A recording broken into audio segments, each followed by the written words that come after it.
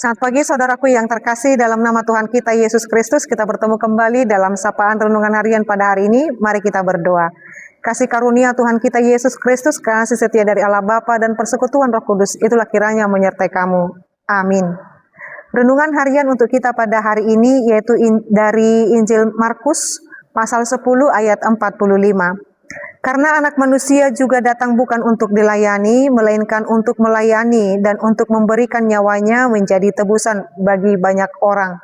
Ainang anak ni jolma ipe dada asa diuloi halak ibana ubahen naro. Ibana do balik panguloi jala mangalihon hosana bahen tobus ni torop jolma. Demikian pembacaan firman Tuhan. Saudaraku yang terkasih dalam nama Tuhan kita Yesus Kristus, ada banyak sekali terjadi konflik, terjadi pertikaian, terjadi pertengkaran, bahkan di antara bersaudara, di antara sesama pekerja, bahkan di tengah-tengah gereja atau bahkan komunitas. Mengapa?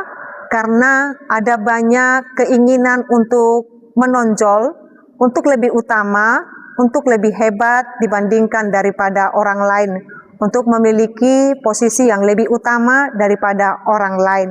Itulah yang terjadi, keinginan itu terjadi kepada murid Yesus, yaitu yang bernama Yakobus dan Yohanes, dua bersaudara yang memohonkan supaya ketika kerajaan Yesus itu datang, satu ditempatkan di sebelah kanan dan satu lagi ditempatkan di sebelah kirinya Yesus. Oleh karena itu, Yesus menjelaskan kepada mereka bahwa untuk hal itu, bahwa dia atau Yesus Kristus tidak berhak memberikannya, sebab dia berkata bahwa dia datang bukan untuk sebuah kerajaan seperti itu, tetapi kerajaan memberikan yaitu hidupnya untuk banyak orang melalui kematiannya, melalui pengampunan dosa yang telah dikerjakan oleh Yesus. Maka Yesus berkata di dalam Markus 10 ayat 40 dikatakan, tetapi hal duduk di sebelah kananku dan di sebelah kiriku aku tidak berhak memberikannya. Itu akan diberikan kepada orang-orang bagi siapa itu telah disediakan, kata Yesus. Jadi motivasi daripada Yakobus dan Yohanes itu yang direplikasi dan diperbarui oleh Yesus. Sehingga ayat ini, firman ini, ayat 45 ini dikatakan, karena anak manusia juga datang bukan untuk dilayani, bukan sebuah kedudukan yang mentereng, bukan sesuatu kedudukan di bagasan hasangapun, tetapi memang menjadi pribadi yang harus melayani. Jadi berbicara tentang kuasa yang diberikan oleh Allah kepada Yesus bukan persoalan memerintah siapa dan untuk apa, tetapi dalam hal melayani. Maka dalam hal ini saudaraku yang terkasih, proporsi karakter yang telah diajarkan oleh Yesus kepada kita, kalau kita mau lebih utama daripada orang lain, layanilah seorang yang lain lebih daripada dirimu. Hormatilah orang lain lebih daripada dirimu dan berikan pelayanan yang terbaik kepada sesamamu. Demikianlah kita menjadi orang yang terutama. Jadi orang yang terutama bukan persoalan posisi yang lebih utama, tetapi cara hidup dan sikap kita yang menunjukkan karakter Kristus. Demikianlah kita mencirikan hidup yang menghamba. Karena itu yang diajarkan oleh Yesus kepada kita. Saudaraku yang terkasih, jikalau kita hendak lebih utama daripada sama kita, hendaklah kita memainkan peran kita, melaksanakan peran kita untuk menjadi pelayan atas seorang yang lain.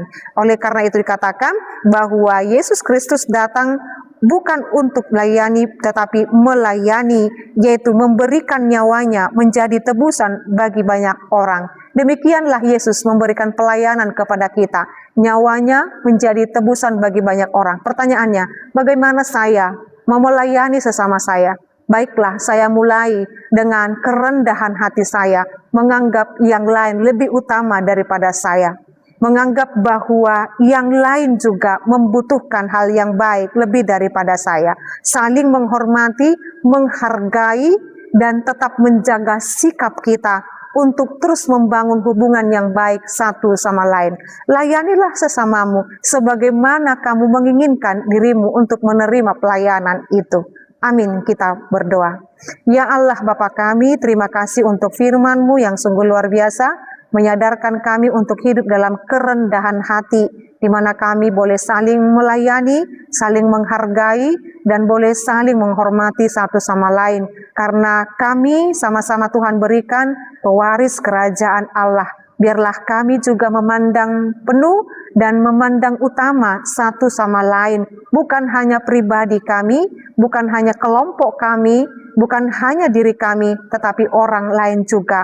Karena keselamatan dan kasih-Mu adalah universal kepada setiap orang. Biarlah kami juga melaksanakannya sesuai dengan kehendak Tuhan. Terima kasih ya Allah Bapa kami untuk cinta-Mu, untuk setiap hal yang Tuhan berikan dalam hidup kami.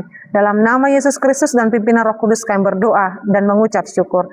Anugerah daripada Tuhan kita Yesus Kristus, kasih setia dari Allah Bapa, dan persekutuan Roh Kudus itulah kiranya menyertai dan memberkatimu sekarang sampai selama-lamanya. Amin. Selamat pagi saudaraku yang terkasih, Tuhan Yesus memberkati. Shalom.